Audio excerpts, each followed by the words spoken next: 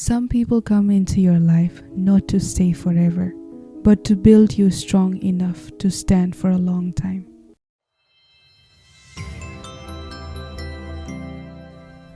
There are leaders who guides you, and there are leaders who shape you, who you become.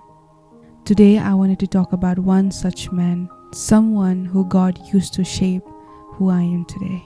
This is about my former YWAM leader, Uncle Lala. I truly believe God has placed people in our lives at the right time, not forever, but for formation. Uncle Lala was one of those people for me. He was a very simple and humble man. I met Uncle Lala when I was 18.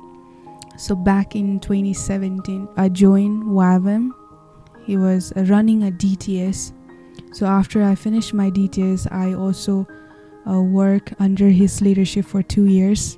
God has placed him in my life during that season where I can grow. I was the only one girl at that time. I was scared.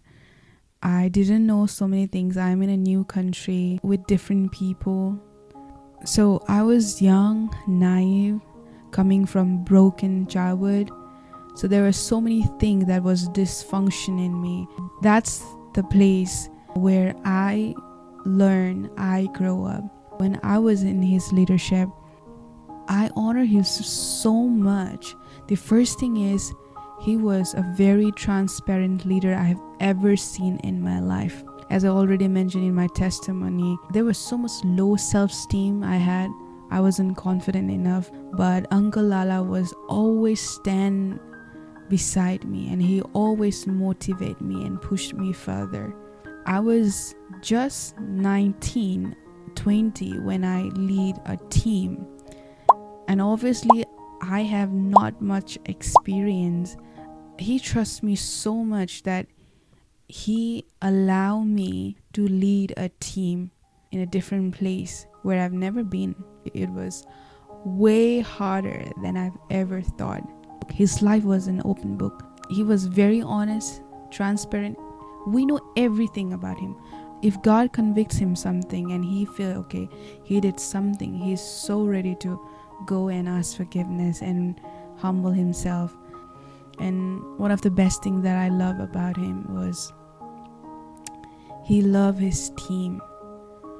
And from him I learned about extend grace. As I'm coming from a strict environment, it's very hard to extend grace. While growing under his leadership, I learned to extend grace to people, even those who have done wrong to me.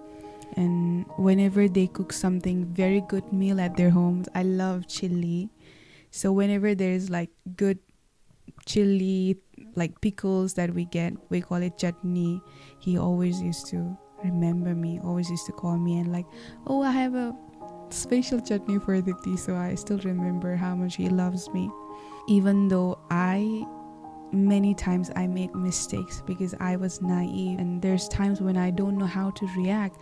There's time when I don't know how to handle things. He extended his grace to me. He was a man of his word. He was a simple, humble man. So he was pretty chill leader as well.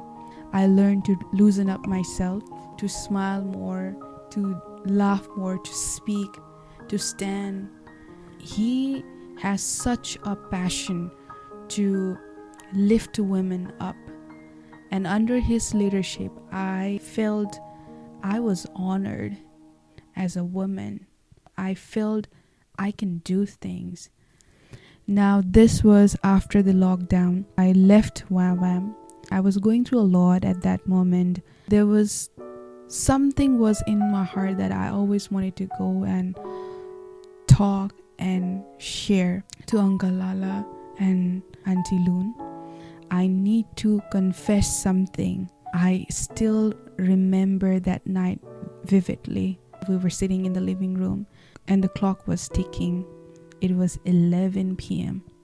and I was on my knees and I confessed everything I had, and I was shaking because it was the scariest moment that I've ever done in my life. And I said, Uncle and Auntie, forgive me. for everything that I have done against of you, and I'm so sorry to hurt you. I'm so sorry to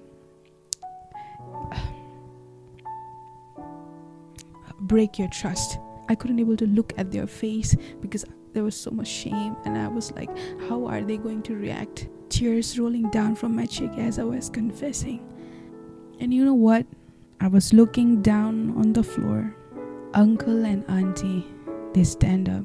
They came near to me, and both of them, they lift me up, and they said, we forgive you. The next line was unexpected. I will never and ever forget that. They said, we honor you more. How can someone just honor me and forgive so easily after what I've done? They prayed for me and they said, we honor you more than before. I've never seen such a leader in my life who extends so much grace. I thank God for giving me that privilege that I can go and confess my sin. And that was my last meeting with him before he died. And my life changed. That's how I saw the heart of God through them. God loves us so much, even though we have hurt so much. We betrayed him so much, but yet he still chooses to love and forgive. That's where I saw Jesus in them.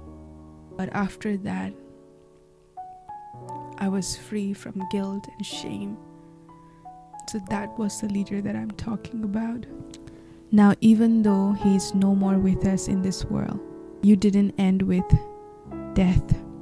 You end with legacy. The way he loved, trusted, and honored people still lives in me. Today, the confidence that I carry, the way how I lead, the way how I love, the way how I extend grace, the way how I live has his fingerprints on it. And this is my honor to remember you. Thank you for serving us. Thank you for showing us the love of God and the way how we should live. Kipaklwa, Uncle Lala.